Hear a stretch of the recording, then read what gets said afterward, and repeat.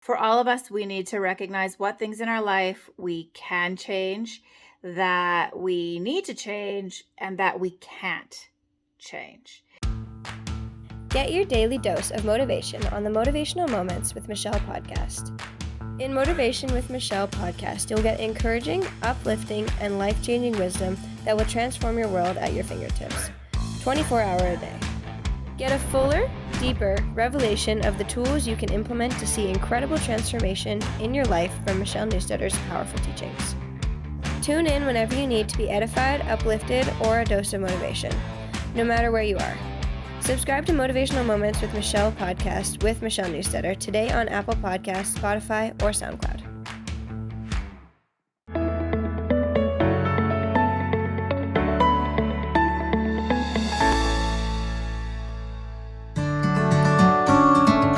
Hey there, and welcome to this Wednesday Word of Wisdom. My name is Michelle Newstedter, and I'm really glad that you are joining me here today. See, Einstein once said that everybody is a genius, but if you judge a fish by its ability to climb a tree, it's going to live its whole life feeling stupid. See, having unrealistic expectations about ourselves, about somebody else, about something in our world that we believe should be a certain way will always leave us feeling disappointed, feeling like a failure, not good enough, and just not having the world live up to the standard that we're expecting. Earl Nightingale said that anything that we plant in our mind, nourish with repetition and emotion, will become our reality. And when we look at, say, Einstein's quote about the fish, what's really the difference? That's something that was planted in the mind, potentially nourished, repeated, and had an emotional resonance to it, which then leaves this poor fish believing every day that it's stupid. And we do the very same thing to ourselves. I mean, we all have belief systems that have been developed over time. We have expectations of ourselves, or we believe that there are expectations that others have for us, whether that's right or wrong, properly placed, improperly placed, neither here nor there. But when we've repeated that and repeated that and repeated that in our lives, that becomes our reality. And then we live our whole life feeling like we don't measure up and kind of getting stuck or trapped in that toxic thinking. I was reading this analogy about a maze and how some of those ways of thinking can get us into this place where we feel stuck or trapped in the maze, right? Maybe we don't have directions, or we have the wrong directions.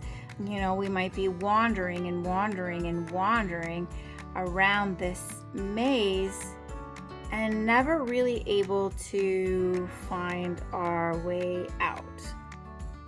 Einstein also noted, right, that insanity is doing the same things over and over again and yet expecting different results.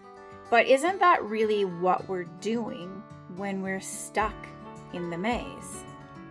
Or like the fly that just keeps banging up against the window, trying to get out, but unable to find the hole that it came in from. We probably keep trying the same old solutions just because somebody told us that they work, and yet either we're not using them properly, we don't understand them, or we don't have the full picture yet how this works. And so we just feel like that fly banging up and banging up and banging up and never getting results and never seeing change and feeling like, oh, it must be me. And it creates this sense of hopelessness and helplessness in our life. We often do things like seek out information. And I mean, information's everywhere. Dr. Google, right? You have it at your fingertips all the time. And we might not have the ability or the skill or the know-how or the accountability or the direction or the proper way of utilizing those tools. And so we don't necessarily get results. I mean, if information was power, if knowledge was power, we would all be what? Thin, rich, happy. But we're not necessarily. And that's because information is not all that we need. But with good directions and with help sometimes, we can find our way out of the maze. We can free ourselves. When we better understand ourselves, how we think, how we manage our moods, our emotions, the thoughts that trap us, the pieces of our world that are creating that stress and turmoil, when we start to unearth some of those pieces, then we can start to find our way through. We can start to figure out, if not this, then what? Because when we find ourselves stuck in the maze, our best chance at getting out is either a map or even somebody who can help us to navigate our way through better. For example, if we understand the relationship of our thoughts and our actions, the consistency that lies therein, or inconsistency that might lie in there, we can start to find ways that we need to maybe shift something, right? Like, for example, if I think that nothing good ever happens to me, that I'm not smart enough, not good enough, I'm probably not even gonna try. So there's a consistency between my thoughts and my behaviors, creating really negative results in my life. I've been learning a lot about reflection in action, reflection on action, as a means of helping ourselves start to become more aware of the shifts and changes that we need to make. Now, don't get me wrong. See, awareness is not the end goal. Awareness is just the first step. Awareness without knowing what to do beyond that can actually do more harm than good. We can find ourselves wallowing. We can find ourselves labeling. We can find ourselves blaming. And none of those things are actually going to help us to become the person that we want to be and to make the shifts that we need to make. But awareness with action testing, that's where we start to see change, where we start to see results in our life. Thoughts, feelings, choices, these are all pieces of how we interact with our world, and they are a part of what is getting us the results that we're getting in our life right now.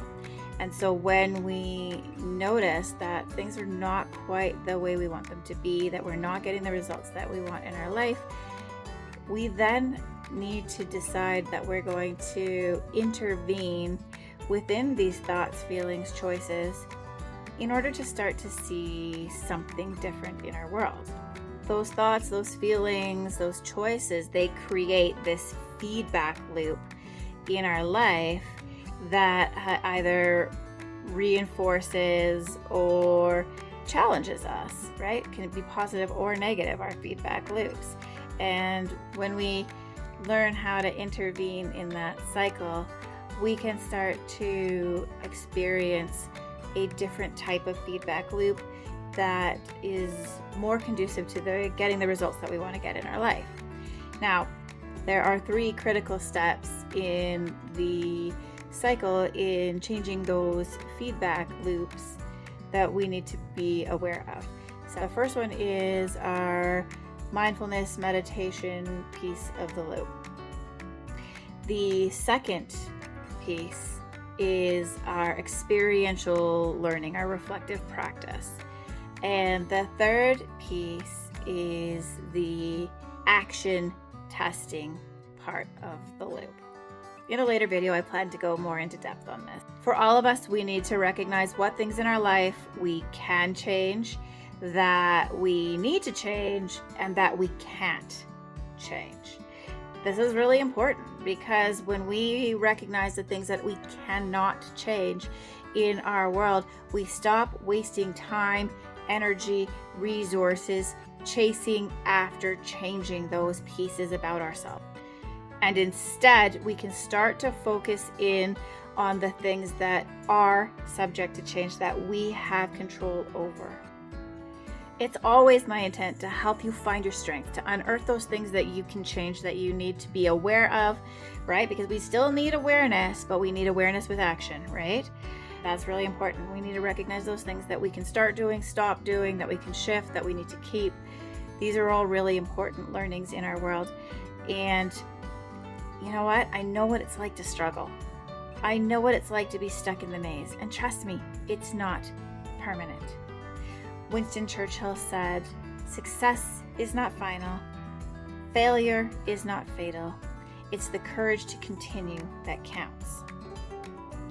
If you work at it, if you apply self-regulation and emotional management and behavior awareness shifts and changes in your world, you can get different results.